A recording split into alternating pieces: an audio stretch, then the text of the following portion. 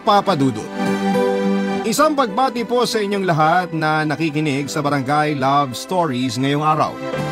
Isa po ako sa mga masusugid ninyong tagapakinig at lagi nakatutok sa inyong programa sa radyo. Maricel na lang po ang itawag nyo sa akin, 33 years old na ngayon.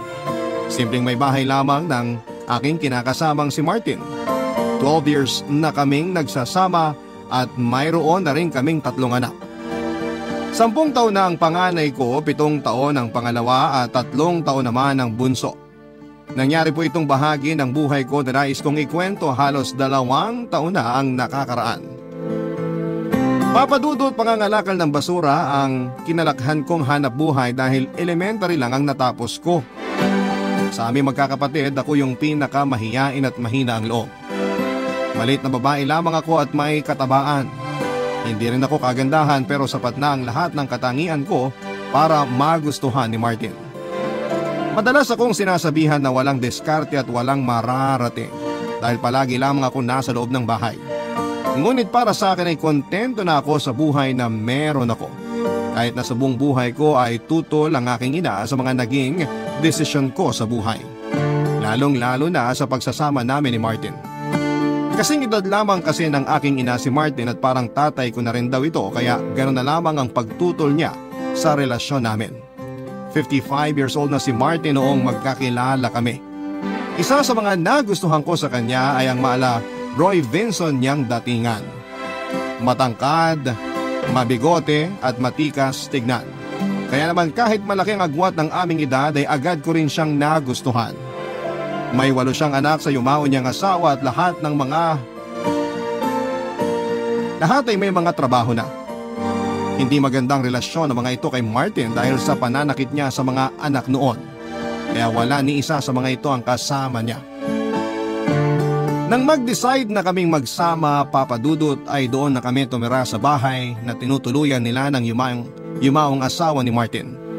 Maayos naman ang sitwasyon namin noon at nakakaraos pa rin sa pang-araw-araw.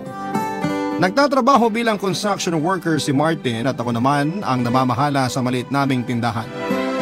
Kahit may mga naririnig ako noon tungkol sa mga pananakit niya, sa nauna niyang pamilya ay tila naging bingi at bulag na lamang ako dahil nararamdaman ko namang mahal na mahal niya kaming mag-iina, Papadudot.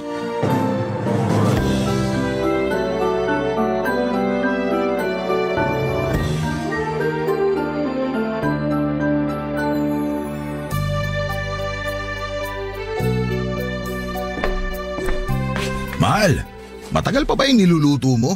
Medyo tomguts na ako eh. Sandali na lang. Maluluto na rin tong tilapia.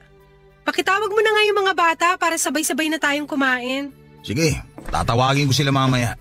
O heto na yung tilapia. Teka, gagawa ko ng sausawan. Mas masarap kung may toyo at kalamansing ka-partner to. Naku, sana gumawa ka na kanina habang hinihintay mong maluto tong tilapia.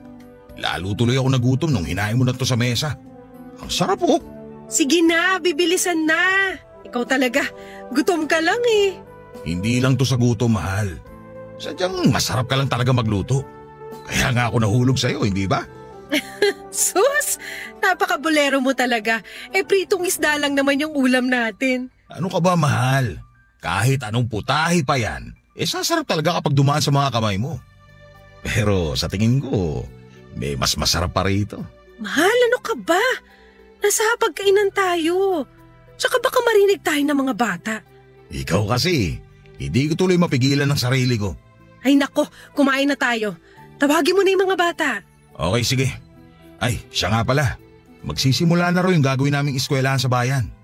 Mukhang matagal-tagal bago matapos yun kaya mapapalaki pa natin tong tindahan. Huwag lang sanang maputakti ng utang. Maayos naman ang benta ng tindahan. Kahit papano may kinikita naman tayo sa araw-araw. Pandagdag puhunan din para sa mga susunod na pamimili ko. At saka wala namang ibang umuutang kundi si Maring Seling lang. Ayos lang kung si Seling ang mangungutang. Lingguhan naman sila kung magbayad eh.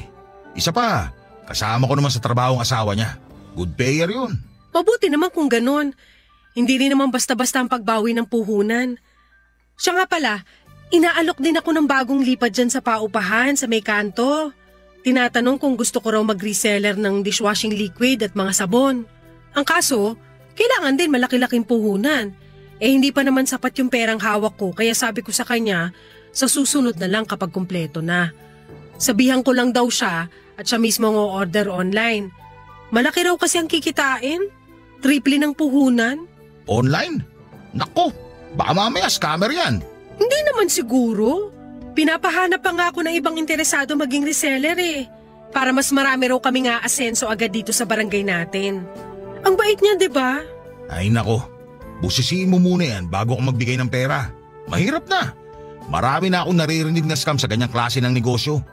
Sinasabi lang nilang malaking kikitain pero scam naman pala. Ayun, parang nilipad lang ng hangin ang perang pinaghirapan nila. Kahit isang balde pa ng luha ang iluha nila, malabo pa sa sabaw ng pusit na maibalik yung pera. Mabuti na lang pala't sinabi mo yan. Naku, nakakatakot din palang sumubok sa ganyang klase ng negosyo. At saka hindi pa naman nating lubusang kilala yung nag-aalok sa akin. Bago lang dito sa atin Kaya nga huwag ka basta-basta magtitiwala. Pagtutuunan ko na lang siguro ng pansin yung tindahan. Siya nga pala, mahal. Kumusta pala yung mga anak mong nasa Pangasinan? Ay, ewan ko ba sa mga batang yun? Mukhang ayaw talaga akong kausapin. Yung bunso ko lang ang malapit sa akin Oh, may inaasahan ka bang pupunta ngayon dito sa bahay? Wala naman. Ako na magbubukas. Sandali lang. Nay, kayo pala. Tuloy ho. Napasadya ho kayo. Baka may sobra pa kayong bigas dyan. Bigyan mo muna ako kahit 2 taka lang. Ibabalik ko rin. Naubusan na kasi kami Bukas pa makakabili. Sige ho, Nay. Pasok po kayo dito sa loob. Sandali lang at ikukuha ko kayo. Baka gusto niyong kumain. Sakto, naghahapunan na kami. Ay naku, hindi na. Baka maging utang na loob ko pa dyan sa asawa mo.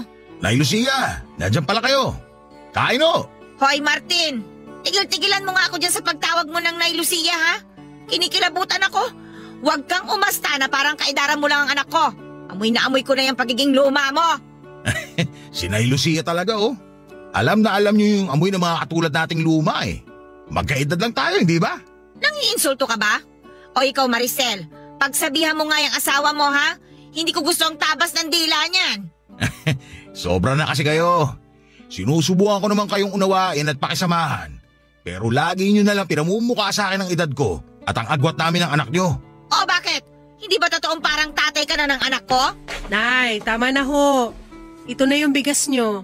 Kahit wag nyo na hong ibalik yan. Ay nako, hindi. Utang ito Maricel. Kundi lang kami naubusan hindi na ako pupunta rito. Ay, makauwi na nga. Salamat ito sa bigas ha. Papalitan ko ito bukas. Wala akong magawa ng mga panahong yun tungkol sa hindi pagkakasundo ni nanay at ng kinakasama kong si Martin. Sa totoo lang kasi papadudod ay hindi lang ang nanay ko ang kontra sa relasyon namin. Kahit ang ilan sa mga kakilala ng pamilya namin ay nakikisawsaw at palagi na lamang kaming topic sa mga tsismisan. Sa mga unang taon ng pagsasama namin, papadudod ay masaya ako dahil nakikita ko ang pagiging responsable ni Martin. Bagay na hindi niya raw nagawa sa nauna niyang pamilya. Naniwala naman ako sa mga ipinapakita niya dahil ganon ko siya kamahal. Hanggang sa nakita ko ang unti-unti niyang pagbabago. Mula nang magtrabaho si Martin sa ginagawang eskwelahan ay madalas na siyang umuuwi ng lasing matapos nilang sumahod.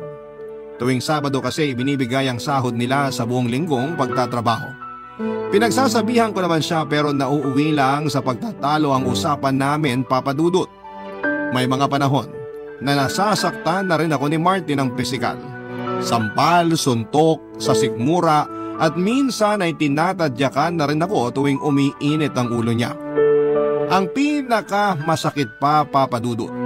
Tuwing nalalasing siya ay pinipilit niya ako na may mangyari sa aming dalawa kahit pagod na ako sa buong maghapon. Gusto ko na lamang sanang magpahinga. Pero dahil mahal ko si Martin ay ayaw ko rin na masira ang pamilyang nabuo namin. Tiniis ko na lamang ang lahat. Isa pa ay good provider naman siya. Iniisip ko na lamang noon na konting sakripisyo na lamang ang ginagawa ko para sa aming mga anak. Nang malaman ni nanay ang ginagawang pananakit ni Martin ay nakarinig ako ng mga masasakit na salita mula sa kanya. Tinanggap ko na lamang lahat ng masasakit na salitang sinabi niya sa akin. Ang tanging nakakaunawa lang noon sa sitwasyon ko ay ang aking ama na palagi akong kinukumusta. Minsan kapag nagigipit ay palihim ding nag-aabot ng pera si tatay. Isang buwan pa lamang sa trabaho si Martin nang magkaroon kami ng isang mabigat na problema, Papa Dudut.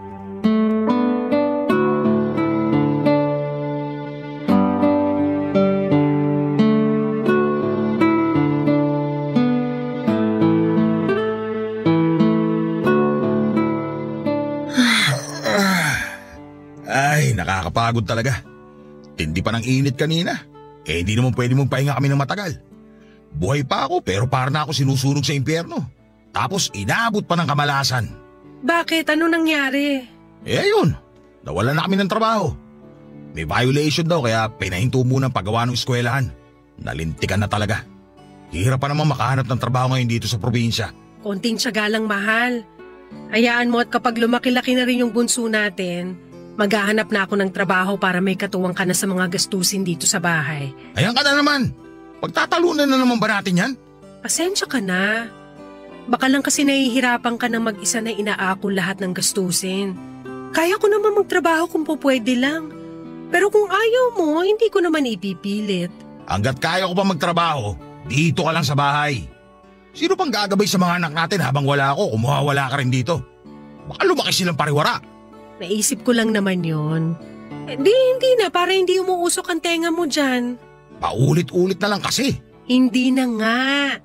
Siya nga pala, di ba may inaalok na trabaho sa'yo si Paring Fernan?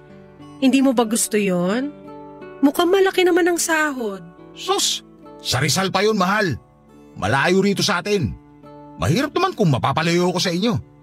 Alam mo naman kapag nasa trabaho ko, hindi basta-basta nakakauwi.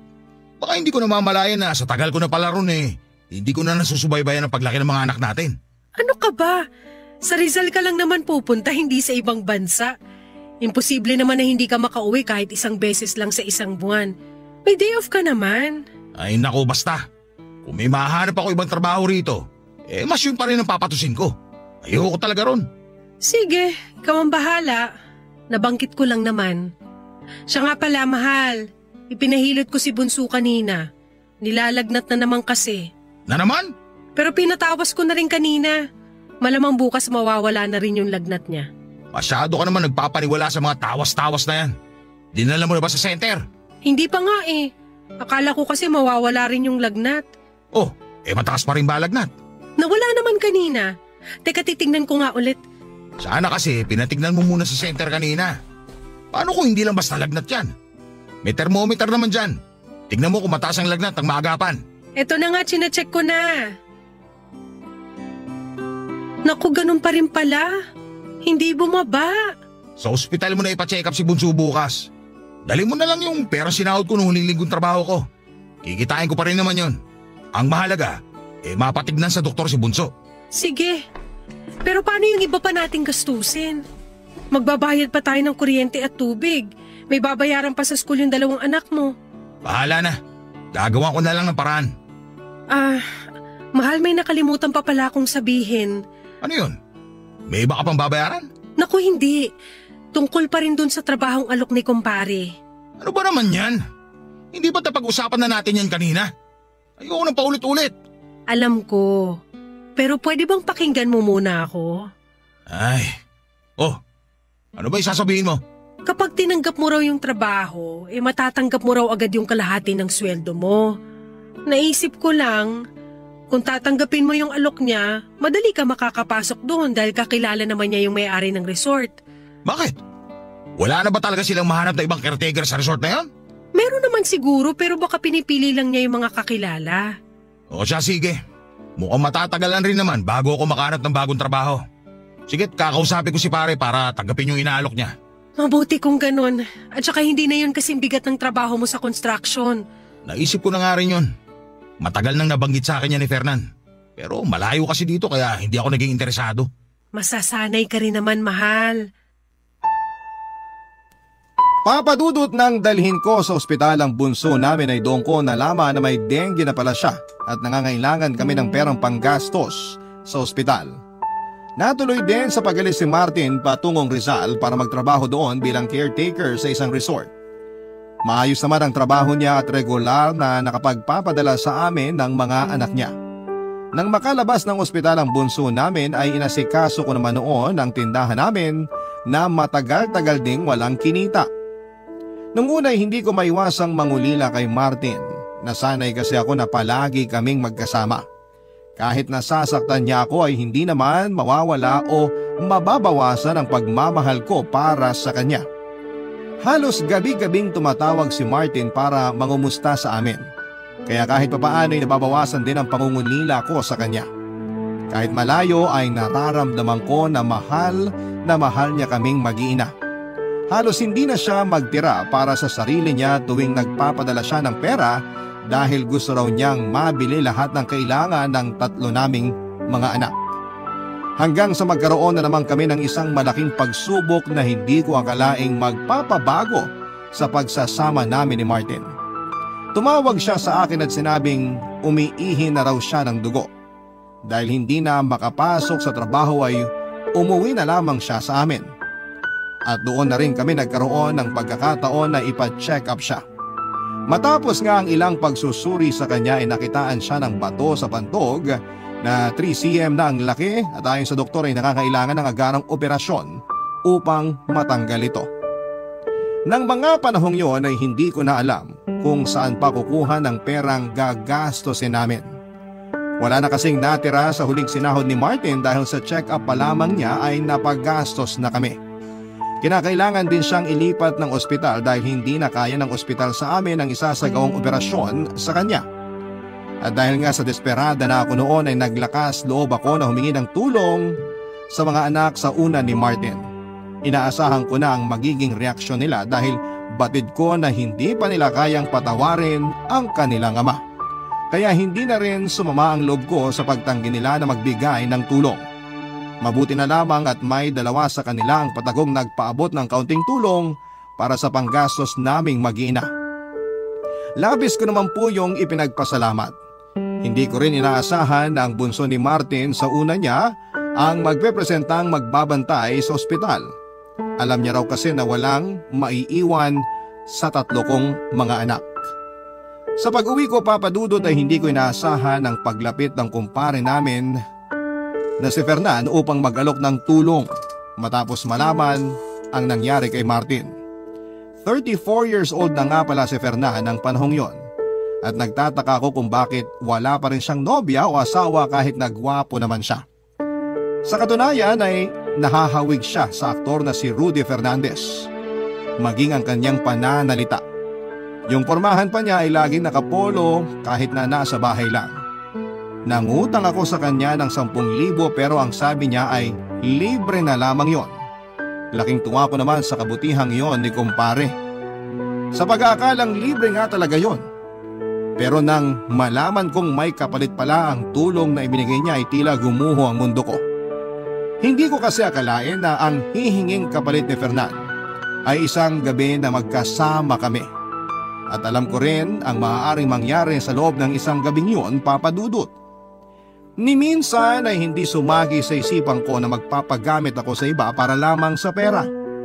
Pero dahil wala na akong mahingan pa ng tulong at desperada na ako ng panahon na yon, ay tinanggap ko na lamang ang alok ni Fernan sa ngalan ng pera at para sa aking asawa. Barangay Love Stories. Barangay Love Stories. Papadudot isang gabi lang ang kapalit ng 10,000 ibinigay ni Fernan. Diring-diri ako sa sarili ko matapos ang gabing yon. At sobra akong nanliit sa sarili ko dahil nagpagamit ako sa kanya sa ganong halaga lamang. Hindi ko magawang matulog ng mahimbing habang naiisip ang nakakadiring haplos niya sa katawan ko. Yun bang pakiramdam ko na kahit ilang ligo ang gawin ko ay hindi na mawawala ang dumi sa katawan ko na dulot ng isang pagkakasala kasama si Fernan. Buong akala ko ay doon na matatapos ang lahat ngunit tumawag sa akin ang anak ni Martin para sabihin kulang pa raw ang perang una kong naipadala doon. Kinailangan namin kasing ilipat ng ospital si Martin. Sa pagkakataong yon ay sa Batangas na siya dinala, kaya naman sa ikalawang pagkakataon ay nagpagamit ako kay Fernan, kapalit ng parehong halaga. Sa hirap ng sitwasyon namin noon ay hindi ko na inisip ang magiging kahihiyan ko pagkatapos noon. Nang mag-offer pa si Fernan ng kung ano-anong makakatulong sa aming mag-ina ay hindi ko na lamang tinanggihan. Madala siya sa aming bahay at doon na rin nagpapalipas ng gabi. Walang gabi na walang nangyayari sa amin, Papa Dudut. Tipong isang kalabit niya lamang ay alam ko na ang susunod na mangyayari. Doon ko rin natuklasan na hindi lamang likas na mahilig si Fernan kundi may lihim pala siyang pagtingin sa akin noon pa man. Dahil patuloy ako sa pagpapadala ng pera para sa gastusin sa ospital, ay nagtaka na noon si nanay kung saan ako kumukuha ng pera. Alam naman niya na wala akong trabaho at matumal na rin ang benta ng maliit naming tindahan lalo't halos hindi na ito nalalamnan. Mula kasi nang mawala ng trabaho si Martin ay hindi na ako muli pang nakapamili. Nahirapan na rin akong maningil kina Celine na malalaki na ang utang sa tindahan namin dahil nagkaroon din sila ng problema. Dahil madalas ding nakikita ni nanay na nagpupunta sa bahay si Fernan ay hindi na niya napigilang magduda. Nagpasya na siya noon na kausapin ako ng masinsinan, Papa Dudut.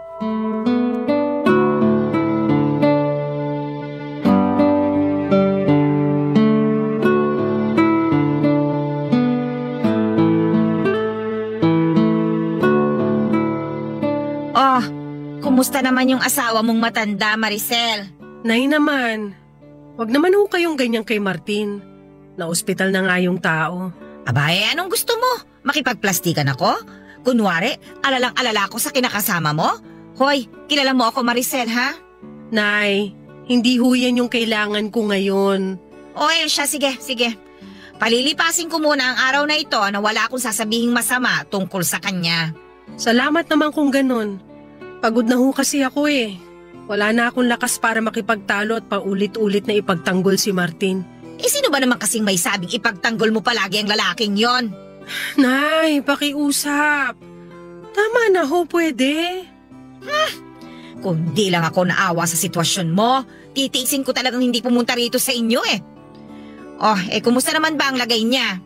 Ayun, pangatlong ospital na yung pinagdalhan sa kanya. Mukhang malala na ang lagay ah. Ano nga ulit yung sakit niya? UTI ba yon? Hindi ho, Nay. May bato siya sa apdo. Ang sabi raw ng doktor ay kailangan alisin yung bato na 3cm ang laki. Dudurugin na lang daw para mas madali.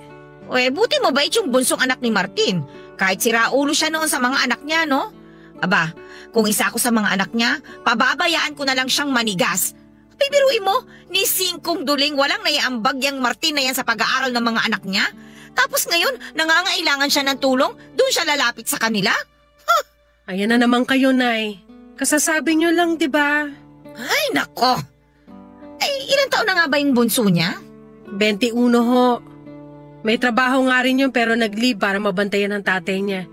Yung ibang kapatid ayaw talaga magbigay dahil hindi na raw nila yung responsibilidad. Abay, natural! Hindi niyo sila masisisi. Buti nga't may naaasahan pa siya kahit papano eh. Pero teka sandali. Bago tayo magkalimutan. Sino ba yung inuutangan mo ng pera at mukhang tiwalang-tiwala sa'yo? Si paring Fernan ho. Kumpare namin, Nay. Ano? Si Fernan? Sa kunat ng taong yun pinautang ka? Teka. Ano ho? Dinaan na lang sa pakiusap? Ha? Dinaan sa pakiusap? Huwag mo nga akong pinaglololo ko, Maricel, ha? Kilala kita. Alam ko kapag nagsisinungaling ka sa akin. Nay, pwede ba? Pagod na ho ako. Gusto ko na magpahinga. Sagutin mo muna ang tanong ko. Bakit ka pinauutang ni Fernan ng ganong kalaking halaga? Ha? Anong kapalit? Nay! Sumagot ka, Maricel. Huwag mong iwasan ang tanong ko sa'yo. Hindi lang ako ang nakakapansin. Yang sinasiling, pinaplastik ka lang ng mga yan. Pambihira. Ginagawa ka na nilang pulutan sa inuman sa dami ng sinasabi nila tungkol sa'yo. Hoy! Sumagot ka! Ayaw mo. Aray ko, Nay! Ha? Ayaw mo? Sasabihin ko na! Sasabihin ko na ho! Bitawan niyo ng buhok ko! Sige, magsalita ka. Ipaliwanag mo kung bakit palaging narito sa inyo ang Fernan na yan at umaga na umaalis. Inalok niyo po ako ng pera. Nung una, 10,000. 10,000 para Sa isang gabi na may mangyayari sa amin. Diyos ko! Binenta mo ang katawan mo sa lalaking yon? Napakabobo mo! Nay! Wala na akong magawa. Wala na akong maisip na ibang paraan. Gusto niya ako. Gusto niya ako kaya ginamit ko na lang yun para magkapera kami at may maipambayad sa ospital. Anak naman! Marami pang ibang pwedeng paraan na hindi mo nakakailanganing ibenta pa ang dangal mo bilang babae. Patawarin niyo ako, Nay. Hindi ko na talaga alam kung anong gagawin ko. Sa totoo lang, hindi ko alam. Hindi ko alam kung paano ko iintindihin yung ginawa mo. Eh di sana tinulungan niyo ako. Alam ko na may kaya rin kayong gawin para tulungan ako pero wala eh. Mag-isa lang ako na humaharap sa lahat. Huwag mo mag-ibalik sa akin ang sisi, Maricel. Pinili mo na bumukod na at sumama dyan sa Martin na yan. Kaya lahat na magiging problema ninyo ay magiging problema nyo lang. Yan ang usapan natin, hindi ba? Pero Nay... Kung alam mo lang kung gaano ako nasasaktan sa mga naririnig kong paninira tungkol sa'yo. Napuntik pa nga akong mapabarangay sa pagtatanggol ko sa'yo eh. Oh, tapos ano? Totoo naman pala ang lahat ng yun. Patawarin niyo ako, Nay. Hindi ka lang sa akin dapat humingi ng tawad, Maricel. Humingi ka ng tawad kay Martin. Yan ay kung patatawarin ka pa niya kapag nalaman niya ang tungkol dito. Nakahanda na ako. Gagawin ko ang lahat para mapatawad niya ako sa oras na malaman niya ang ginawa ko. Pwes, simulan mo ng magdasal. Papadudot labis na kahihiyan ang inabot ko nang makumpirma ang sinabi sa akin ni nanay tungkol sa kumakalat na usap-usapan. Marami nagsasabi na hindi na raw ako naawa kay Martin na naghihirap sa ospital. Samantalang ako ay mas piniling mga bit na lamang. Dahil nga rin sa mga nangyari, muli kaming nagkasira ng aking ina. Hindi na siya pumunta sa bahay tulad ng madalas niyang ginagawa noon. Masakit para sa akin yon pero sabi naman ng tatay ko ay ako na lamang ang magpasensya kay nanay. Patuloy pa rin ang pagbisita sa bahay ni Fernan. Minsan ay nagdadala siya ng masasarap na pagkain para sa mga anak ko at madalas ay may kasama pang mga laruan. Tulad ng mga naunang pagbisita ni Fernan ay paulit-ulit pa rin na may nangyayari sa aming dalawa. Ang kapalit noon ay hindi niya pababayaang magutom kaming mag-iina. Inanong pa nga ako ni Fernan ng malaking puhunan para sa tindahan. Naging bulag at pipina lamang ako sa mga panghuhusga sa paligid ko, papadudot. Hindi ko naman kontrolado ang isip ng mga tao kaya wala na akong magagawa doon. Dinedma ko na lamang ang kumakalat na chismis dahil mas mahalaga sa akin ang buhay ng pamilya ko kesa sa sarili kong dignidad ng mga panahong yon.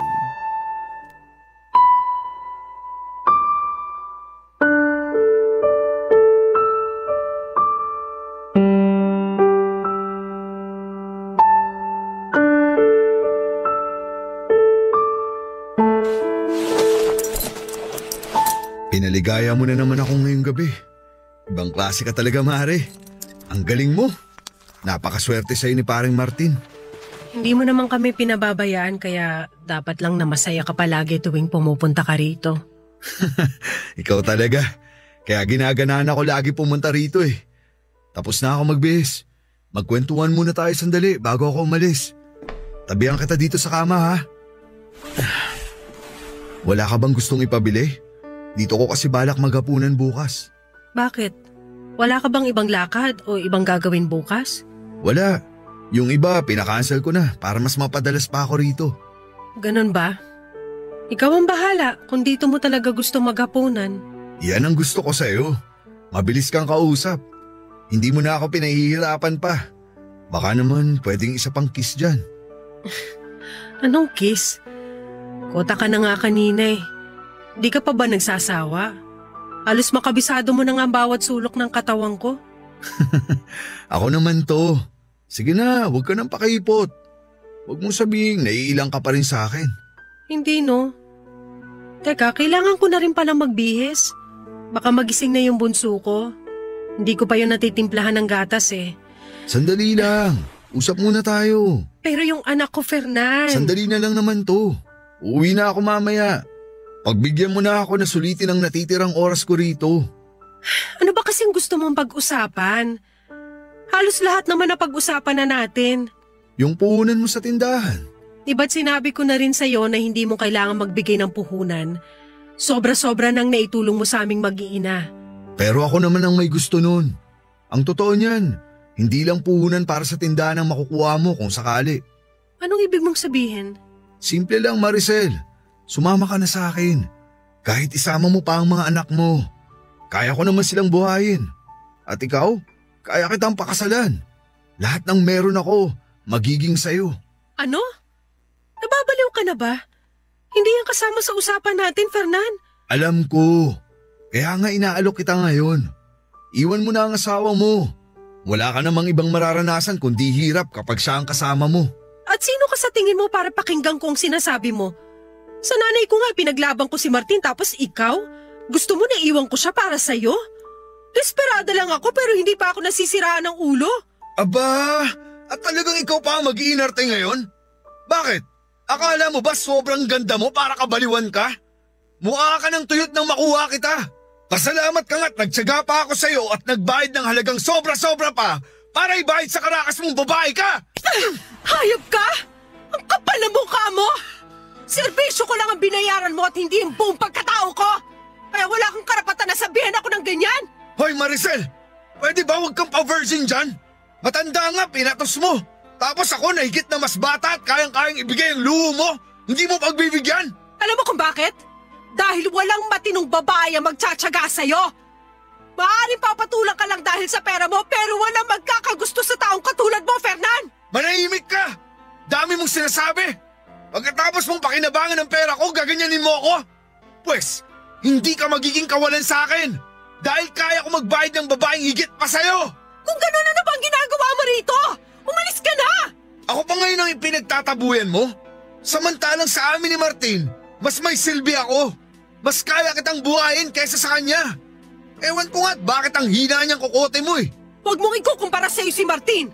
Dahil siya, hindi na kailangan ng pera para magustuhan siya at mahalin. Hindi tulad mo. Kung wala kang pera, tatanda ka na lang na mag-isa dahil walang matinong babae na magmamahal sa'yo.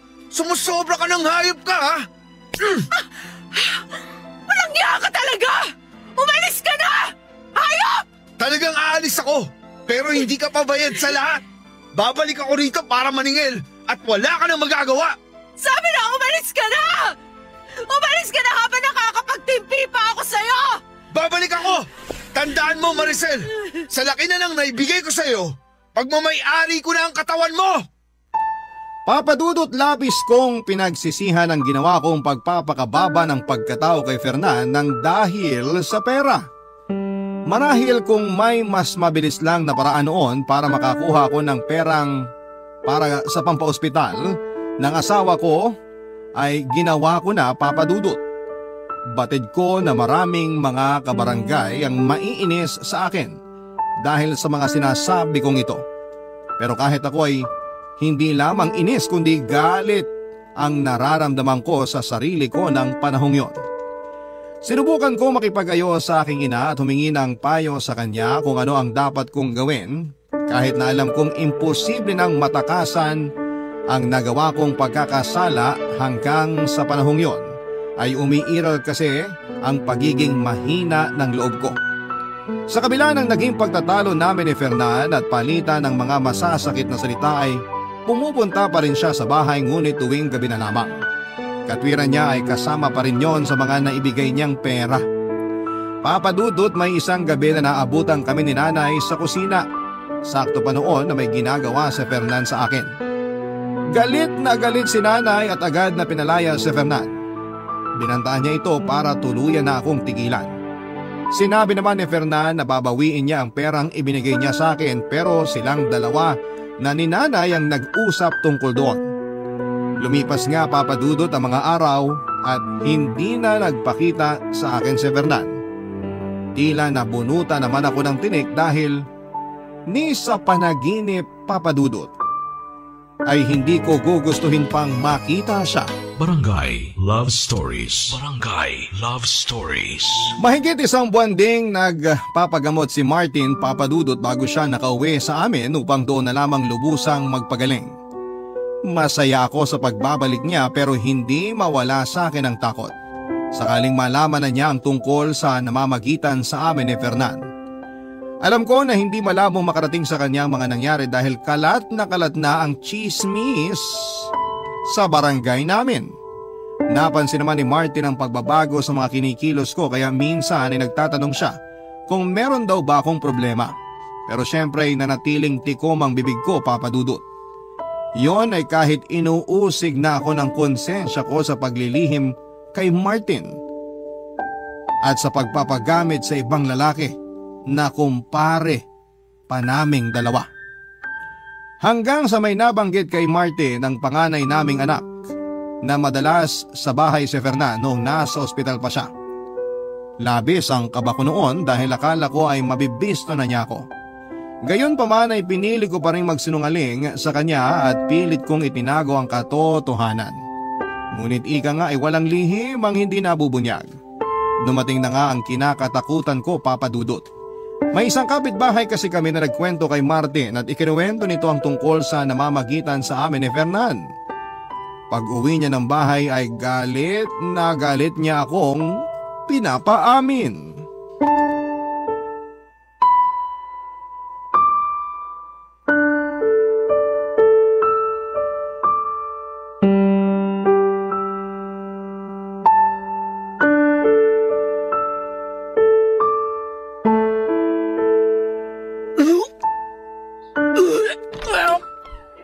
Maricel, ano nangyayari? Bakit ka nagsusuka? Hindi ko alam. May nakain niya hata ako. May nakain? O baka naman ikaw nagpakain? Ano bang pinagsasasabi mo dyan, Martin? Masama ang pakiramdam ko. Nahihilo ako tsaka... Nahihilo at nagsusuka? Eh baka naman buntis ka. Ano? Nagbunga na ba? Martin... Bakit? Akala mo ba hindi ko malalaman? May nakapagsabi sa akin, Maricel. Mas naniniwala ka pa ba sa kanila kaysa sa akin? Malay mo ba kung sinisiraan lang nila ako? Ano ba naman, Maricel? Hindi ka pa rin ba aamin? Kalat na dito sa atin ang ginagawa niyong kababoy ni Fernan habang nandun ako sa ospital. Hindi totoo yan. Sinisiraan lang nila ako. Yung pagpunta rito ni Fernan, walang ibig sabihin yun. Nagmamalasakit lang yung tao. Tapos yung mga kapitbahay naman natin masyadong malisyoso at malisyosa. Halos araw-araw nandito si Fernan tapos nagmamalasakit lang? Ayop na malasakit yan. Inaabot hanggang kinabukasan? Ano, Maricel? Masarap ba magmalasakit si Fernan? Damang-dama mo ba? Kita mo na? Hindi ka mapagsalita ngayon. Totoo, di ba? Hindi ko yung ginusto, Martin. Sa tingin mo ba masaya ako habang ginagawa niya mga bagay na ikaw lang ang binigyan ko ng pahintulot na gumawa sa akin? Tiring-tiri ako sa sarili ko. At nanliliit ako dahil hindi ko akalaing papatusin ko ang alok niya. Pero pinatos mo pa rin. Nagpagamit ka pa rin sa kanya. Mga baboy kayo! Ang sakit mo naman magsalita. Sige, mali nga yung ginawa ko. Pero ginawa ko lang yan para sa'yo at sa mga anak natin. Sa tingin mo may mauutangan ako ng ganong kalaki? Wala magtitiwala sa akin dahil mukha ako mas mahirap pa sa daga. Wala na tayong kapera-pera at wala na rin tayong ibang aasahan. Anong gusto mong tubukin ngayon? Na dapat pa ako magpasalamat? Dahil nagpakalipin ka sa kama kasama ang Fernan na yon? Wala nga akong nakita pagsisisi sa'yo nung unang dating ko rito eh. Kung talagang nagsisisi ka, sana sinabi mo na lang kagad ang totoo. At hindi mo na ako pinabukang tanga. Nakakagago eh! Martin! Tama na! Tumigil ka na! Huwag mong sipain yung upuan! Kasalanan mo lahat to! Kung hindi ka lumandi kay Fernan, hindi ito mangyayari! Sinabi ko naman sa'yo, di ba? Hindi ko ginusto yon. At wala rin kaming relasyon ni Fernan. Ah, ganon? Wala nga ba talaga? Kilala ko ang lalaking yun, Maricel. Umamin ka nga. Ilang beses na may nangyari sa inyo ni Fernan? 5? O baka higit pa? Hindi ka na nahiya sa mga anak natin? Ang babata pa nila, pero nakikita nila dito na kinakalagtari ka ng ibang lalaki. Hindi ko hinayaan makita ng mga bata yon. At ano? Dapat ko pa ikatuwa na hindi mo naman pala pinapakita sa kanila ang kababuyan nyo? Hindi yun ang ibig kong sabihin. Pero wala eh. Kahit naman yata anong sabihin ko, baliwala rin sa'yo. Unawain mo rin naman ako. Masisisi mo ba ako, Maricel? Ni hindi ko nga kayang isipin na may nangyayari sa inyo ni Fernan sa bawat gabi na nangungulila ako sa inyong mag-iina. Sige nga! Kung hindi ko ginawa yon, sino bang tutulong sa atin? Lahat ang nilapitan ko. Halos magmakaawa na rin ako sa mga kapatid mo pero wala ni isa sa kanila nagpaabot ng tulong. Sobrang hirap, Martin! Huwag mo nang ipilit na tama ang ginawa mo! Malandi ka! Isipin mo na ang gusto mong isipin, pero mas gugustuhin ko pa magpagamit sa iba kaysa mamatay sa gutom ang mga anak natin! Pambihira ka naman, Maricel! Alam ko na ginawa mo lang yun para sa akin. Pero mas gugustuhin ko pa maghirap kaysa gawin ka kasangkapan ng ibang tao para sa makamundong pagnanasa! Yun ang hindi ko matatanggap! Maniwala ka, Martin! Hindi ko ginusto yun! Naging desperado lang talaga ako dahil agarang operasyon ang kailangan mo noon! Ganon kita kamahal! Pinagaling nga ako ng perang galing kay Fernan. Pero alam mo, itong puso ko naman ang binigyan mo ng sakit. Umalis ka na rito! Ayoko na makita ang pagmumukha mo! Wag, Martin! Huwag mo naman gawin sa akin to. Yung mga anak natin, paano sila? Kailangan nila ako. Pakiusap, huwag mo naman paabutin sa ganito. Buo na ang desisyon ko, Maricel. Lumayas ka sa pamamahay ko! Isasama ko ang mga bata! Wala kang isasama ni isa sa kanila! Napapalo ka na ba? Kailangan ako ng bunso natin. Kung paalisin mo ako rito, isasama ko siya. Hindi ko hayaang mapabayaan ang bunso natin ang dahil siya sa galit mo. Labas! Lumayas ka at huwag na huwag kang babalik pa rito! Oy, teka, ano ba nangyayari dito? Bakit hindi mo tanongin yung malandi mo anak? Ha! Teka! Siguradong alam mo na ang tungkol doon. Baka nga ikaw pa mismo nagtulak sa anak mo. Nalandiin si Fernan dahil alam ko hindi mo ako gusto para sa kanya. Tatanga-tanga ka pala eh. Anong akala mo sa akin, bugaw? Hoy Martin ha, baka nakakalimutan mo. Kung hindi dahil sa anak ko, baka pinaglalamayan ka na ngayon. At talagang kinukonsiti mo pa tong anak mo na tumiyaya sa iba? Yan na pala ngayon ang pamantayan ng pagiging ulirang ina? Tama na! Pakiusap! Tama na! Pagsabihan mo yung ina mong mahilig ba isaw-saw? Bungangera lang pero wala namang ibubuga. Kala mo kung sino mabuting ina. Huwag mong questionin ang pagiging ina ko. Wisit ka! Umalis na kayo! Magsama kayo mag-ina! Mga salot! Nay! Huwag niyo na akong patulan! Sige na! Umalis na lang tayo rito. Pinagtitingin na tayo ng mga tao. Papa Dudu, tila pinagsakloban ako ng langit at lupa nang palayasin ako ni Martin. Naisama ko naman noon ang bunso naming anak. Dahil naisip din ni Martin na hindi niya kakayanin ang pag-aalaga sa bunso namin. Lalo't nagpapagaling pa siya. Ang dalawang anak namin ay naiwan sa kanya. Pansamantala akong nakituloy sa mga magulang ko habang naghahanap ng mapapasukang trabaho. Dahil napatawad na ako ni nanay at likas namang maunawain si tatay, ay walang naging problema ang pagtuloy ko sa kanila. Si nanay na rin ang tumulong noon sa akin sa paghahanap ng trabaho sa bayan dahil may mga kakilala naman siyang naghahanap ng tindera sa palengke. Tungkol naman kay Fernan ay wala na akong naging balita pa sa kanya at hindi ko na rin gugustuhin pang malaman ang kahit na ano tungkol sa lalaking yon. Pero nakarating pa rin sa akin ang bali-balitang lumipat na raw ito ng tirahan. Makalipas ang ilang linggo, Papa Dudut, ay dumating ang isa na namang pagsubok sa akin. Ilang araw na rin kasi ako noon na nakikita ng mga sintomas ng pagbubuntis. Tutol man ako sa ideyang iyon dahil alam ko kung sino ang posibleng ama ng dinadala ko. Sakaling buntis nga talaga ako ay minabuti ko pa rin magpatingin sa doktor. Hanggang sa nakumpirma ko nga ang aking pagbubuntis. Pero dahil sa stress at pagod sa pagtatrabaho ay nakunan ako. Nakarating sa bunsong anak ni Martin sa unang asawa ang mga nangyari. At hindi ko lubos akalain na eto pa mismo ang kukumbinsi kay Martin na makipagbalikan sa akin. Ipinaunawa nito kay Martin na naging sitwasyon ko noon at lahat ng hirap na dinanas ko bago magkaroon ng perang maipapadala para sa pampahospital niya. Kaya naman nagulat na lamang ako nang may biglang dumating sa bahay ng mga magulang ko.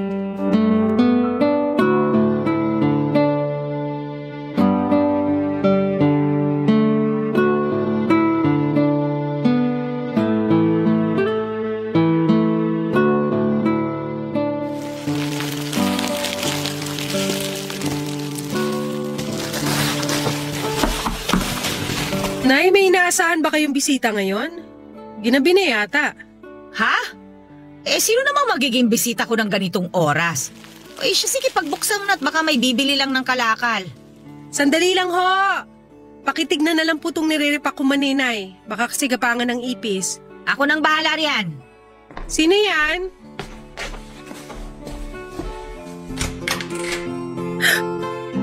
Martin?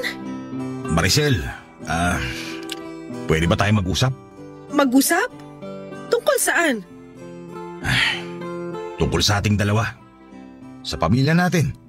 Kung okay lang sana. Sino bang nariyan, Maricel? Magandang gabi ho, Nay Lucia.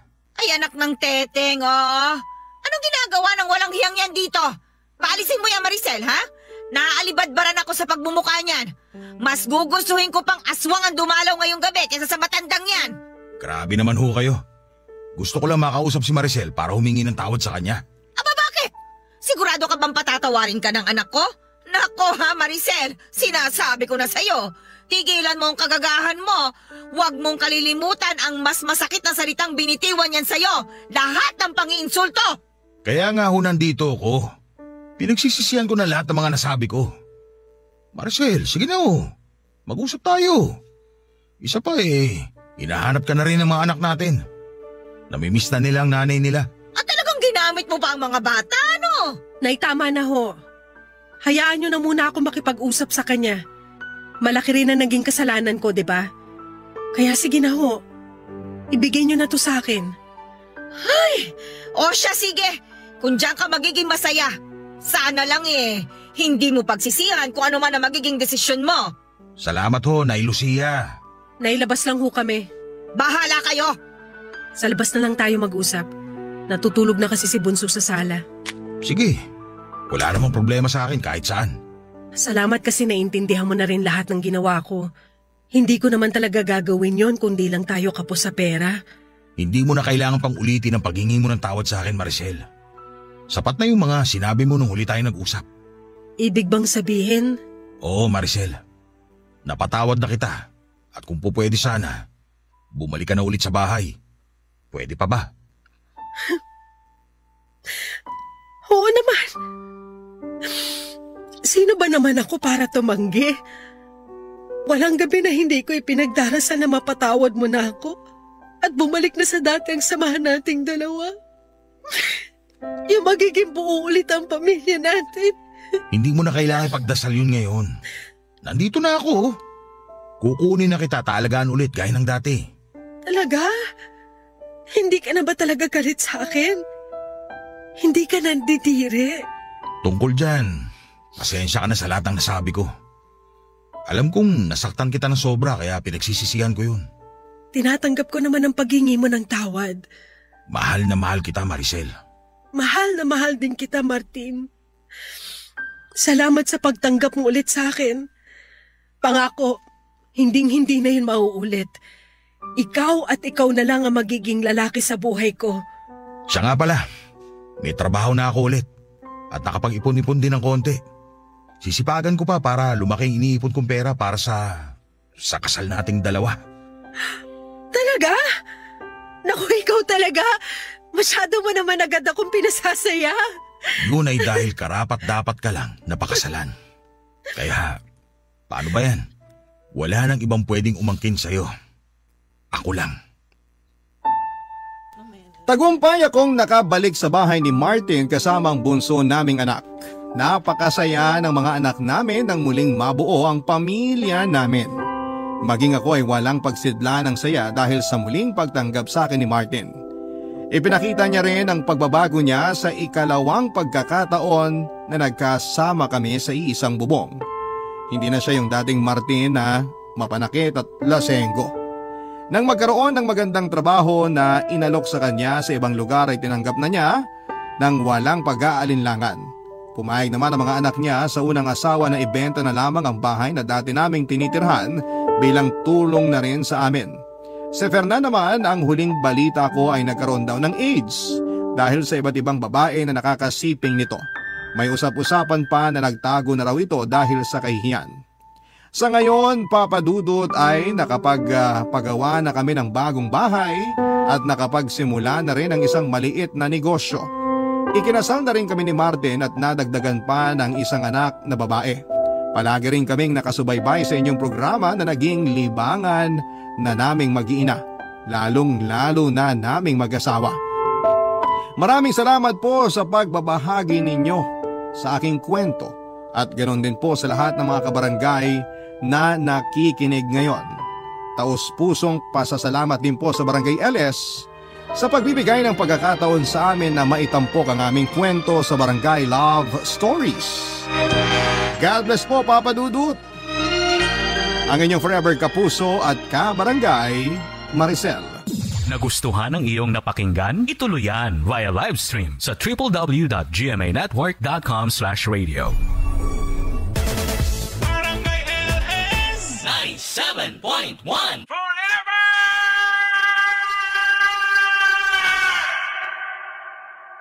Dear Papa Dudut, nais ko munang batiin ka na ang isang magandang araw maging ang lahat ng inyong mga tagapakinig sa inyong programa. Dahil sa pandemya ay mas lalo kong inaabangan ang mga kwento na inyo pong pinopost online. Malaking tulong po ito sa mental health ko. Sana ay marami rin ang makarelate at matuto sa karanasang ibabahagi ko. Matagal ko nang binabalak na ilahad sa inyo ang kwento ko at ang kwento ng lalaking minahal ko ng 7 taon. Papa Dudut, ako nga pala si Bella, 30 years old, nakatira sa Quezon City at nagtatrabaho bilang isang charge nurse sa isang ospital. Nang maging teenager ako ay sinabi ko sa sarili ko ang unang magiging boyfriend ko ay siya na rin dapat na lalaking pakakasalan ko. Minsan lang tayo pwedeng magmahal ng totoo, maigli lamang ang buhay para aksayahin ang oras para sa mga maling tao. Nagpakasubsob ako sa pag-aaral, kaya hindi pumasok sa isipan ko ang magkaroon ng boyfriend noong high school ako. Focus lamang ako sa pagiging top 1 sa klase. Pero pagtungtong ko ng college ay nakilala ko naman si Lester. Parehas kaming nasa nursing ang kurso. Hindi ko talaga siya tipo noong una dahil ang mga katangian niya ay kabaligtaran ng nagugustuhan ko sa isang lalaki. Bad boy ang image niya sa school, babaero rin, ngunit kahit palaging late at mag-skip sa klase ay mataas pa rin ang grades niya sa mga quizzes at exams. Isang bagay na hinangaan ko sa kanya. Parang hindi siya mukhang nag-aaral. Nakakakuha pa rin siya ng mataas na marka sa klase kahit na ganoon. Hindi ko rin alam, Papa Dudut, kung bakit sa huli ay napili niya akong ligawan. Tahimik lamang kasi ako. Umiikot lang ang buhay ko alinman sa aming bahay o sa school. Nagsimula kaming maging close nang minsang manghiram siya sa akin ng ballpen. Hindi ko alam kung anong nakita niya sa akin pero lagi niya akong tinatabihan simula noon. Matalino raw ako kaya lubos niya akong hinangaan. Siyempre bilang isang dalaga ay hindi ko napigilang kiligin nang magtapat siya sa akin. Ngunit nag-alangan ako. Sabi ko pa nga noon sa kanya na baka pinagpustahan lamang ako ng mga kaibigan niya. Ngunit naging masigasig siya sa panliligaw sa akin. Ang dating pala absent ay nagkaroon ng perfect attendance. Simula nang sagutin ko siya ay hindi ko akalaing aabot kami ng 7 taon. Kung nasaan siya ay naroon din ako. Hindi ko akalaing gagawin kong mundo ang isang taong katulad niya. Sa kanya lamang umikot ang lahat. Siya yung naging buhay ko, Papa Dudut. Ang tanging kaligayahan ko. Ipinangako ko sa sarili ko na ipaglalaban ko siya kahit na kanino. Happy anniversary! Bati sa akin ni Lester nang ipagdiwang namin ang aming ika-7 anibersaryo sa isang restaurant. Happy anniversary din, babe. Tugon ko sa kanya. Magkaharap kaming nakaupo sa isang round table. May binunot siya mula sa kanyang bulsa. Bigla akong kinabahan nang ipakita niya ang isang maliit na box at ibinigay sa akin. Naluluha pa ako nang buksan ito. Ngunit nawala yung excitement ko. Nang pagbukas ko nito ay isang kwintas ang laman nito. Akala ko pa nga noon ay singsing. Umasa kasi ako ng araw na yon na magpo-propose na siya. Pinilit kong ngumiti at masaya pa rin akong makita yung gintong kwintas na may pendant na hugis puso. Tumayo siya at kinuha yung kwintas. Sinuot niya ito sa akin, Papa Dudut. Thank you, Lester. Bati ko sa kanya. Bumagay sa puti kong blusa ang binigay niyang kwintas. Hinalikan niya ang pisngi ko, uupo na sana siya ulit ngunit pinigilan ko siya dahil ako naman ang magbibigay sa kanya ng sorpresa. Tara sa labas, ipapakita ko sa iyo ang gift ko. Aya ko sa kanya. Tumayo ako at hinila ang kanyang kaliwang kamay. Naglakad kami sa may parking at tumapad sa isang bagong itim na motorsiklo. Happy 7th anniversary sa atin! Ang bati ko sa kanya sabay abot ng susi sa kanya. Ito yung dream motorcycle ko. Bulalas ni Lester at niyakap ako ng mahigpit. Binuhat pa niya ako at inikot-ikot. Deserve mo ang motor na yan, ang sabi ko sa kanya. Mahilig ako magbigay ng mga regalo at para sa akin papadudot ay masaya na ako basta makita ko lamang siyang nakangiti sa mga hilig niyang material na bagay. Kaya nga tayo nagtatrabaho sa mundo ay para makabili ng mga bagay na nakapagpapasaya sa atin at sa mga mahal natin sa buhay. Salamat babe, I love you, tugon pa niya. Pinuntahan niya ang motor at sinakyan kagad ito. Alam mo na babe, dual purpose talaga yan. Kasi susunduin at ihahatid mo ko gamit ang motor na yan ha, ang sabi ko pa sa kanya. Oo naman, ikaw lang ang iaangkas ko dito, proud niyang sabi sa akin. Promise yan ha, walang ibang babaeng aangkas sa'yo? Tanong ko sa kanya. Promise, sagot pa niya. Bumalik kami sa restaurant para tapusin ang aming pagkain. Matapos magkwentuhan ay umuwi na kami papadudot. Sinakay niya ako sa motor at hinatid ako hanggang sa bahay. Nang gabing yon ay nagkaroon ako ng kakaibang panaginip papadudot. Maulap daw ang paligid, kulay gray din ang mga ulap. Parang nagbabadya ang pag-ulan. Naglakad-lakad ako sa isang mahabang tulay at kasabay ko raw si Lester. Narating ko ang dulo ng tulay ngunit paglingon ko ay wala na si Lester. Nilingon ko siya pabalik at nakitang nasa gitna pa siya ng tulay. Ngunit nakatalikod na siya sa akin. Isisigaw ko pa sana ang pangalan niya para lumingon siya sa akin ngunit bigla na lamang akong nagising. Nagising ako na pawisan at uhaw na uhaw. Hindi ko alam kung anong ibig sabihin ng panaginip na yon. Pero ang lungkot ng pakiramdam ko dahil naiyak ako at hindi ko malaman ang dahilan. Humiga na lamang akong muli at pinilit na makatulog. Papadudot sa kabila ng kanyang pagbabago buhat ng maging kami. May isa pa ring hindi na bago sa kanya. Lapitin pa rin siya ng mga babae. Siguro nga ay dahil malakas ang kanyang dating. Hindi perpekto ang relasyon namin dahil siguro na rin sa ugali niyang ito. Ilang beses na rin akong umiyak dahil sa makailang ulit na paglalandi niya sa iba't ibang babae. Pero lahat ng yon ay tinis ko papadudot. Lagi naman niyang sinasabi na wala siyang kasalanan kung lapitin siya ng mga babae. Lagi ko siyang iniintindi papadudot dahil mahal na mahal ko siya.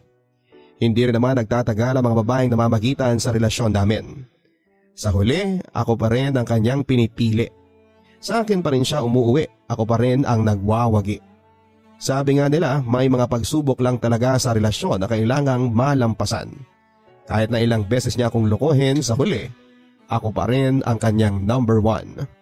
Sa iisang ospital kami nagtatrabaho ni Lester papadudot.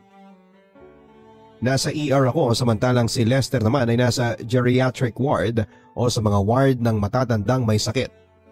Kasama niya rito ang aking kakambal na si Mela. Si Mela yung parang CCTV ko sa ward nila. Bantay sarado si Lester sa kakambal ko sa tuwing magka-duty sila. Kaya madalas ay nahuhuli ko kaagad kapag may dinidiskartihang iba si Lester. Panatag naman ang loob ko sa aking kakambal dahil may sarili itong boyfriend na nurse naman sa operating room. Dumating yung oras na nagkaroon ng bagong hires ang aming ospital dahil kinulang na ang staffing namin. Nang panahong yon ay nakilala namin si Rita, siya ang bagong nurse sa ward ni na Lester. Naging malapit si Rita sa kakambal kong si Mela. Binabanggit lagi ng kapatid ko na may bago silang staff na mas matanda sa amin at mabait. Masunurin daw at walang attitude. Naku ma, daling ko rito sa bahay natin si Rita. Kawawa naman kasi hiwalay na ang mga magulang tapos yung nanay na sumusustento sa kanya ay nasa Japan. Kwento ng kapatid ko habang nasa mesa kami at sabay-sabay na kumakain. Sige dalhin mo rito. Lagi mo kasing bukang bibig si Rita eh. Gusto rin namin siyang makilala. Sabihin mo, pwede naman kaming maging parents niya kung wala rito ang mga magulang niya. Ang sabi ni Mama na sinang-ayunan ni Papa. Tahimik lamang ako noong nakikinig sa kanila. Mabait kasi ang kakambal ko hanggat kaya niyang magmalasakit ay gagawin niya. Nakita ko na dati si Rita, tahimik nga lang ito pero masipag sa trabaho. Nang i-celebrate namin ang birthday ni Papa ay inimbitahan ni Mela si Rita. Intimate lang ang celebration namin. Wala kaming ibang inimbitahan bukod sa mga boyfriends namin. Isinama ni Mela si Daniel ang kanyang boyfriend. Inimbitahan ko rin si Lester ngunit hindi ito nakapunta dahil on duty. Happy birthday po sir, ang bati ni Rita nang dumating ito sa bahay. May dala itong sisig at inabot sa mama ko. Sana hindi ka na nag-abala iha, ang sabi pa ni mama. Paborito raw po kasi ni sir ang sisig kaya nagluto po ako, tugon naman ni Rita. Rita, wag mo na akong tawaging sir, kahit dito na lang, ang singit ng tatay ko. Ipinakilala ako ni Mela kay Rita Papadudut. Maamo ang kanyang mukha at balingkinita ng kanyang pangangatawan. Napansin ko rin na may kalakihan ang kanyang dibdib na halata dahil sa hapit na hapit niyang suot na itim na blusa. Kinawayan ko siya bago kami sabay-sabay na umupo sa mesa para kumain. Masaya kaming nagkwentuhan habang kumakain. Ugali na kasi ng pamilya namin na nag-uusap habang nasa hapagkainan. Isang dahilan siguro kung bakit naging mas solid ang samahan ng aming pamilya. Nasaan si Lester? Tanong ng tatay ko. Naku pa, straight duty ngayon. 6 a.m. to 10 p.m. ngayong araw ang shift niya. Bawi na lang daw siya sa inyo sa mga susunod na araw. Tugon ko sa kanya, katabi ko sa kaliwa kong upuan si Rita habang nasa kanan ko naman si Mela. Sayang naman, may ibinigay ang kumpadre ko na lambanog mula sa Quezon. Mukhang kami lang ni Daniel ang uubos nito, ang sabi pa ng tatay ko. Naku pa, may pasok pa ako bukas kaya baka konti lang ang mainom ko, paliwanag pa ni Daniel. Oo nga pa, bawal umabsent si Daniel. Yung huli kayong nag-inom umabsent yan kinabukasan, singit pa ni Mela. Ikaw ba Rita, uminom ka ng lambanog? Tanong ni Papa. Hindi po sir, tito. Natatakot po kasi ako malasing baka bigla ako makatulog habang pauwi. Mahinahong tugon pa ni Rita. Pwede ka naman makitulog dito, suhestyon naman ni Mela. Oo nga naman, feel at home Rita, dagdag ni Mama. Ngingiti-ngiti lang si Rita at magaan naman ang loob ko sa kanya. Mukhang marunong siyang makisama. Nagulat din ako dahil ang sarap ng dala niyang ulam. Malinamnam ang sisig na kanyang dinala ng araw na yon. Pwede bang umorder kami sa iyo ng sisig? Tanong ni Papa kay Rita. Naku, hindi po ako nagpapa-order. Recipe po kasi yan ni Lolo. Marami rin po siyang itinuro sa aking mga ulam pa. Sa susunod po magdadala na lang po ulit ako. Sagot naman ni Rita. Kung gusto mo dito ka na magluto sa bahay. Kami na ang bibili ng ingredients. Tapos dito ka na rin magluto tapos sabay-sabay na tayong kumain. Suhestyon naman ni Mama. Naku, nakakahiya naman po, ang sabi pa ni Rita. Napansin kong namumula na ang pisngi niya dahil nahihiya siya. Huwag kang mahiya, sabi nga ni Mama, feel at home. Ang sabi ko sa kanya sabay tapik ng balikat niya. Salamat po, nakangiting tugon naman ni Rita. Nang matapos kumain ay ipinagpahinga na namin si Mama. Nag-inom sina Daniel at Papa habang naiwang kaming tatlo para maglinis ng mga plato. Umalis saglit si Mela para magbigay ng ulam sa aming kapitbahay. Kumusta naman si Lester bilang senior nurse niyo? Tanong ko kay Rita habang naglilinis kami ng plato. Mahigpit po minsan. Natatakot nga po ako sa kanya kapag siyang naka-duty Tugon ni Rita. Natawa ko. May ugali kasi ang boyfriend ko na mang-trip ng mga junior nurse. Kumbaga ay binibigyan niya ng kaunting challenge para raw matuto. Hinihigpitan niya at hindi pinapauwi hanggat hindi pa natatapos ang trabaho. Ganun lang yun sa simula, pero marami ka rong matututunan. Sagot ko sa kanya. Matagal na po ba kayong magkarelasyon? Tanong niya sa akin. Oo, kaka-celebrate lang namin ang ika-7th anniversary. Sagot ko sa kanya. Congrats po. Sana po malagpasan po ninyo ang tinatawag nilang 7-year itch. Aniya. Ano yun? Tanong ko sa kanya. Ang sabi po kasi nila, masusukat daw po ang relationship sa ika-7 taon ng magkasintahan na hindi pa ikinakasal. Doon daw po mas nagkakasawaan at naghahanap ng iba alinman sa mga magpartner. Paliwanag pa niya. Marami na rin kasi kaming pinagdaanan ni Lester. Medyo malandi siya pero sa huli, ako pa rin ang pinipili niya. Siguro naman sapat na yung 7 taon para maging matibay ang pundasyon ng relasyon namin. Confident kong sagot sa kanya. Nakakatuwa naman po, nakangiti niyang tugon sa akin. Natapos ang simpleng handaan namin ng araw na yon, Papa Dudut. Masaya akong kumpleto ang pamilya namin nang i-celebrate ang birthday ni Papa. Nang gabing yon ay napanaginipan ko ulit ang mahiwagang tulay. Katulad ng dati ay magkasabay kaming naglalakad ni Lester sa isang tulay. Mahamog pa rin ang paligid. Hindi namin alam kung ano ang nasa ilalim ng tulay. Nang makarating sa dulo ay nag-iisa na lamang ulit ako. Nang lingunin ko si Lester ay nakatalikod na ito sa akin. Naiwan siya sa gitna ng tulay at gusto ko sanang isigaw ang kanyang pangalan ngunit nagising na ako, Papa Dudut. Nagulat ako nang magising ako dahil hindi ko maigalaw ang aking mga binte at braso. Para akong paralisado.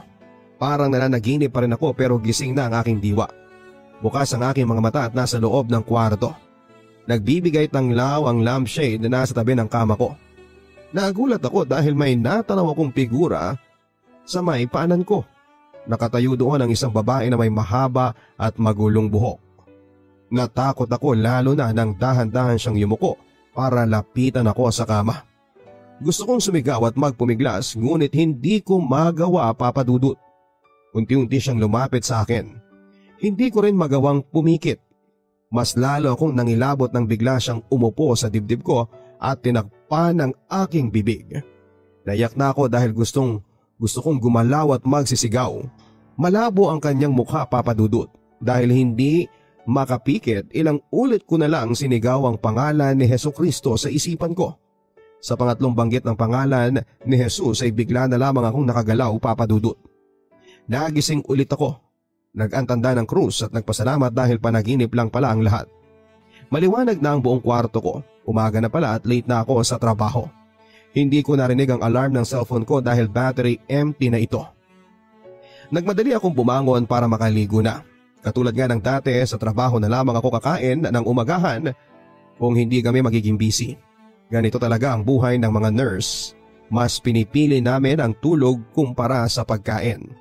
Nagulat ako nang malaman kong hindi pala nag-straight duty si Lester kahapon. Disappointed ako sa kanya. Sa halip na pumunta sa bahay para i-celebrate ang birthday ni Papa, ay mas pinili niya ang maglaro ng basketball. Tinawagan ko ang kanyang cellphone number nang magkaroon ng pagkakataon. Hello babe? Bati niya sa kabilang linya. Babe, bakit naman hindi ka pumunta sa birthday ni Papa kahapon? Tanong ko sa kanya. Okay lang naman yon. Hindi naman ako kabawasan sa pamilya ninyo. Walang gana niyang sagot. Pero babe, mas inuna mo pa yung basketball kesa kay Papa. Ano sa tingin mo ang mararamdaman ko ngayon? Tanong ko sa kanya. Ikaw nga never mo namang sinuportahan ang pagbabasketball ko. Ni minsan hindi kita nakitang nag-cheer sa bleachers. Sagot pa niya. Parang wala namang connect ang pagbabasketball mo sa birthday ni Papa. Celebration yun ng isang miyembro ng pamilya natin. Papa mo na rin siya. Giit ko sa kanya. Naiinis ako. Kulang ako sa tulog. Saka mo na lang ako kausapin kapag hindi na mainit ang ulo mo. Sagot niya sabay baba ng cellphone. Napailing na lamang ako kay Lester, Papa Dudut. Sa 7 taon naming magkarelasyon ay bihira lang talaga siyang pumunta sa mga family gatherings.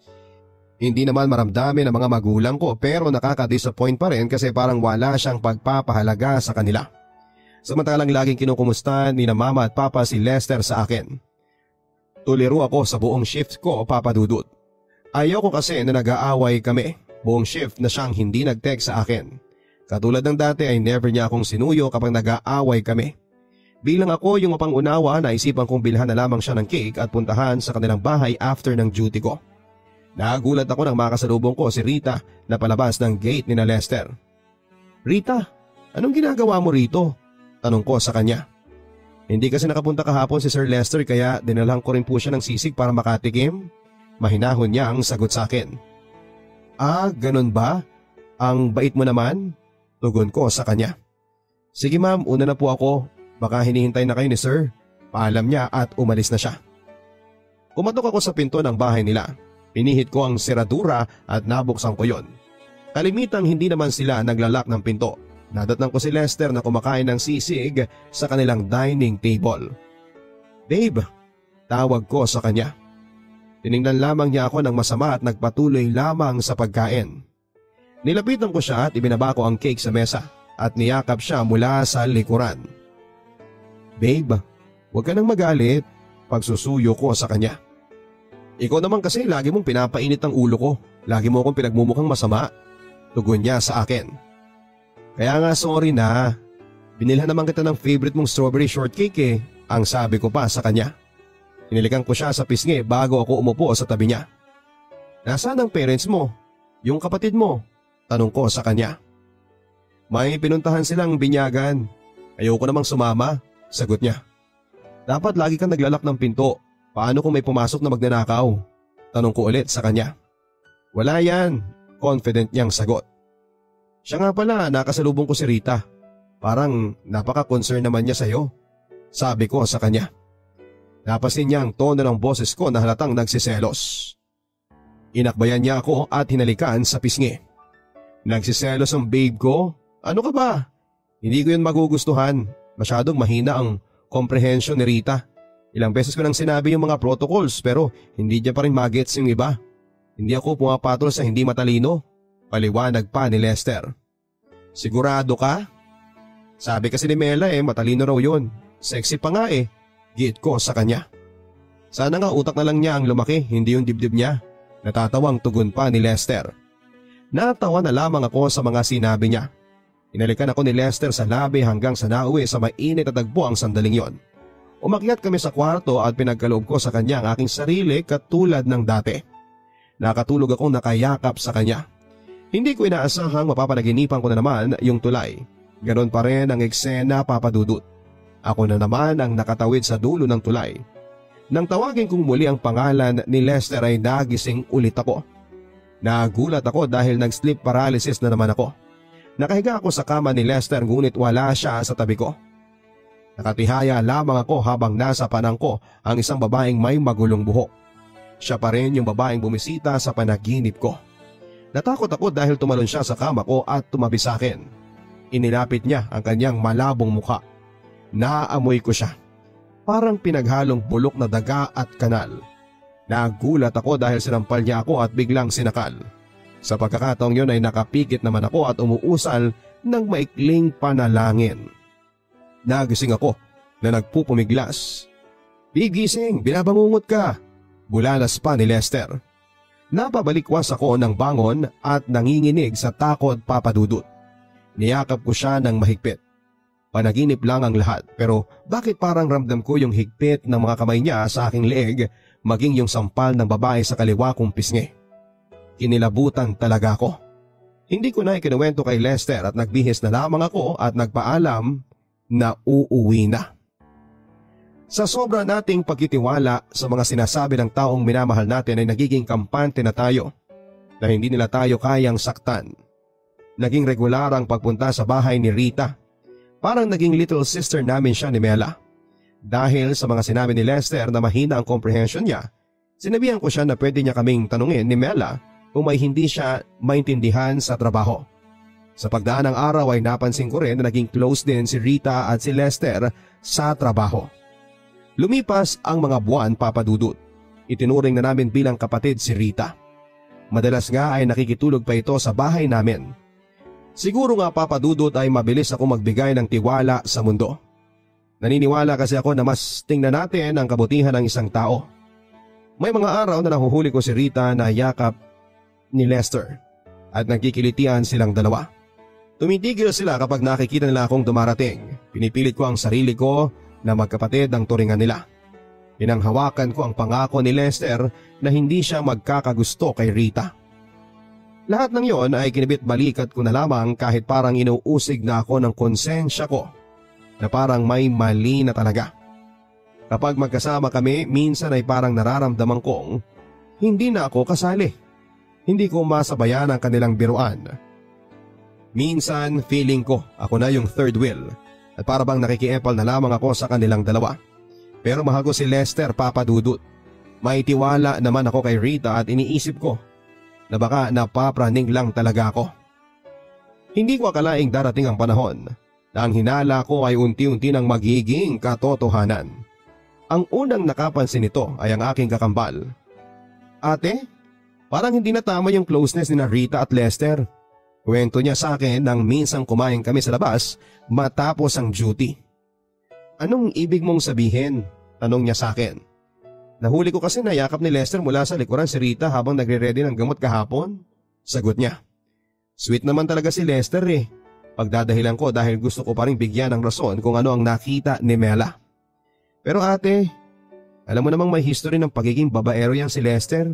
Hindi malabong patulan niya si Rita. Kung magkatotoo man ito, naisip ko na baka masaktan ko si Rita. Sana pala hindi ako nagpapasok ng ahas sa bahay, ang sabi pa ni Mela. Loko ka talaga? Huwag mo nang pagudahan si Rita, mabait yon. Hindi niya ako kayang pagtaksilan. Sagot ko kay Mela kahit sa isip ko ay unti-unti na akong binabagabag ng imahe ni Rita at Lester na magkayakap. Sa pagdaan ng araw ay naging madalas din ang pagkakaroon ko ng masamang panaginip. Tungkol pa rin ito sa tulay at sa babaeng sinasakal ako sa tuwing nagigising. Ilang beses kong dinideny sa isipan ko ang maaaring mamagitan kina Rita at Lester. Pero darating pala yung araw na kailangan kong harapin ang katotohanan. Kakatapos ko lang sa duty ko nang maisipan kong tawagan si Lester. Hindi siya sumasagot kaya naman naisipan ko na puntahan siya. Alam ko kasi na may basketball practice siya ng araw na yon at naisipan kong sorpresahin siya dahil bihira lamang talaga akong pumunta sa practice niya. Nagdala pa ako ng energy drink at pagtungtong ko sa pinto ng gym ay agad kong nakita si Rita na nakaupo sa bleachers. Sobrang ikli ng suot nitong shorts. Suot din ito ang pulang jersey ni Lester. Kinutuban ako ng masama. Nagtago ako para hindi nila ako makita. Laking gulat ko nang matapos ang laro ay nakita kong pinuntahan ni Lester si Rita. Niyakap niya ito at hinalikan sa pisngi. Pinunasan pa ni Rita ng pawis ang boyfriend ko. Nagbingis pa ito sa harapan ni Rita. Nang oras na yun ay parang gusto ko silang sugurin pero pinigilan ko ang sarili ko. Gusto ko munang makita kung ano pang pwede nilang gawin. Matapos magbihis ay hinawakan na ni Lester ang kamay ni Rita at naglakad na palabas ng gym. Mabuti na lang at hindi nila ako napansing nakatayo sa likod ng poste. Iniangkas ni Lester si Rita sa motor na ibinigay ko kay Lester. Pinigilan ko ang mga luhang gustong kumawala sa mga mata ko. Naalala ko ang pangako niya na ako lang ang iangkas niya sa motor. Hindi ko akalaing may kahati na pala ako. Umalis sila at agad akong pumara ng taxi. Sinundan ko sila at katulad ng kinakatakutan ko ay dumiretso sila sa isang motel. Hindi ko na napigilang humagulhol sa loob ng taxi. Sa sobrang sama ng loob ko ay dumiretso ako sa bahay ni Lester at nadatnang ko roon ang kanyang ina at ikinuwento ko ang lahat. Ma, niloloko po ako ni Lester. Si Rita po ang bago niyang babae. Ang sabi ko sa nanay ni Lester at niyakap ako nito. Bella, may aaminin ako sa iyo ha. Duda na talaga ako sa babaeng yon. Simula nang makilala ko yan ay parang may nabago na kay Lester. Feeling ko ginayuma yung anak ko. Lagi pa naman nagdadala ng ulam si Rita sa bahay. Pero never akong kumain. Kasi nung huli akong kumain nanaginip ako na sinasakal ako ng isang babae. Nakakatakot. Paglalahad ng nanay ni Lester. Naalala ko ang aking panaginip. Napagtanto kong simula nang makilala ko si Rita ay napapanaginipan ko na rin ang misteryosong babae. Ikinuwento ko ito sa nanay ni Lester at parehas kaming kinilabutan. Bella, may kakilala kong albularyo sa Bataan. Pwede mo ba akong samahan next weekend? Gusto ko lang makasiguro kung ginayo mo ba talaga ang aking anak. Ang aya ng nanay ni Lester. Magulo ang isipan ko at hindi lang naman kasi ito ang unang pagkakataon ng babae si Lester. Pero kung sakali ay ito ang unang beses na ginayuma siya. Gayuma nga ba talaga o sadyang malanti lang ang boyfriend ko? Gulong-gulo ang isipan ko ng mga panahong yon, Papa Dudut. Basta ang alam ko ay mahal ko si Lester at gagawin ko ang lahat para hindi siya maagaw. Dumating si Lester sa kanilang bahay at inabutan niya akong naroon pa. Kinausap ko siya sa labas ng gate at sinabi ko sa kanya ang lahat ng mga nakita ko. Bakit si Rita pa? Parang kapatid na natin siya. Bakit niyo ako pinagtaksilan? Tanong ko sa kanya. Lagi kasing wala eh. Hindi mo ako sinusuportahan sa mga bagay na gusto ko. Giit pa niya. Sapat na ba yun para lokohin mo ko? Para magmotel kayo? Hindi man kita pinuntahan sa basketball practice mo, pero binibilhan kita ng sapatos at iba pang mga kailangan mo para sa sports na yan. Sumbat ko pa sa kanya. Sinusumbatan mo ba ako? Hindi mo ko maintindihan eh. Ikaw naman ang pipiliin ko. Giit pa ni Lester. Hindi talaga kita naiintindihan. Ako nga ang pinipili mo sa huli pero hindi ko pa rin matanggap na sa tuwing nalulungkot ka ay ibang nagko-comfort sa'yo. Sa tuwing nag-aaway tayo naghahanap ka ng iba. Ano ba si Rita sa buhay mo? Para usan? Tanong ko sa kanya. Tigilan na natin ang usapang ito. Walang mangyayari kapag mainit ang ulo mo. Sagot ni Lester at tinalikuran ako. Lagi kang ganyan. Sa halip na pag-usapan, iniiwasan mo. Tapos sa huli, ako pa ang susuyo sa'yo. Nakakapagod ka. Sigaw ko sa kanya. Hindi niya ako nilingon at sa halip ay pumasok na siya sa loob ng kanilang bahay. Umuwi ako na masama ang aking loob at ikinuwento ko sa mga magulang ko at kay Mela yung aking nakita kanina. Galit na galit si Mela habang sina mama at papa ay disappointed naman. Parang hindi raw nirespeto ni Rita yung aming naging samahan. Makakatikim talaga sa akin yung babaeng yung bukas? Gigil na sabi pa ni Mela. Wag Mela, hayaan na lang natin siya. Ayokong saktan mo siya dahil baka matanggal ka pa sa trabaho. Ang sabi ko sa kanya. Ang kapal ng mukha niya? Akala mo napakaamong tupa pero ahas pala. Sorry talaga at pinapasok ko siya sa buhay natin. Paghingi ng tawad ni Mela at niyakap niya ako. Nang gabing yon ay muli kong napanaginipan ng tulay. Magkahawa kamay kaming naglalakad ni Lester. Hindi ko siya binitawan dahil gusto ko na sabay kaming makarating sa dulo. Nang marating ito ay napangiti ako dahil hawak ko pa rin ang kamay niya. Ngunit laking gulat ko nang lingunin siya. Sa halip na si Lester ang katabi ko ay napalitan ito ng babaeng magulo ang buhok. Hinawakan niya ng mahigpit ang kamay ko at lumingon ako sa bahagi ng tulay at nakitang naroon pa rin sa gitna si Lester. Nakatalikod katulad ng dati. Sisigawan ko sana siya ngunit sinakal ng babae ang aking leeg. Humihingal akong nagising ng gabing yon, Papa Dudut. Bumangon ako at nakitang may text message ang nanay ni Lester. Kinumpirma niya ang lakad namin sa darating na Sabado. Pumayag naman ako sa plano niya. Huwag ko na lang daw sabihin sa anak niya. Tinignan ko kung may message si Lester ngunit wala akong natanggap maski tawag mula sa kanya. Nalulungkot ako dahil parang siya pa yung nagtampo kahit siya ang may kasalanan.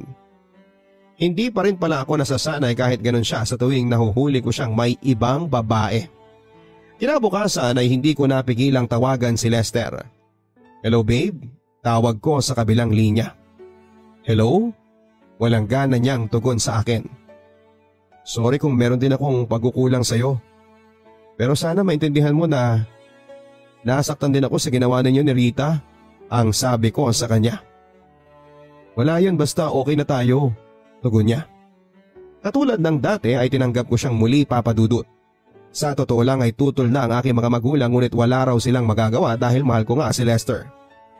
Kahit si Mela ay sinabihan na akong tanga dahil sa muli kong pagpayag sa relasyon namin ni Lester. Para kasi sa akin hanggat kaya ko pang ipaglaban ay ilalaban ko. Hanggat hindi pa ako nasasagad ay ayokong dumating ang panahong magsisi ako dahil hindi ako lumaban. Maaga akong dumating sa bahay ni Lester ng Sabadong yon. Night shift si Lester kaya wala siya sa bahay. Driver lang nila ang kasama namin sa loob ng van at wala pang araw nang bumiyahe kami papunta sa albularyo. Paano po ninyo nakilala yung albularyo? Tanong ko sa mama ni Lester. Nagamot kasi nito yung amiga kong kinulam dahil sa gawan ng lupa. Nagbabaka sakali ako na malaman kung may ginawa nga na mahika yung babaeng yun, tugon ng mama ni Lester.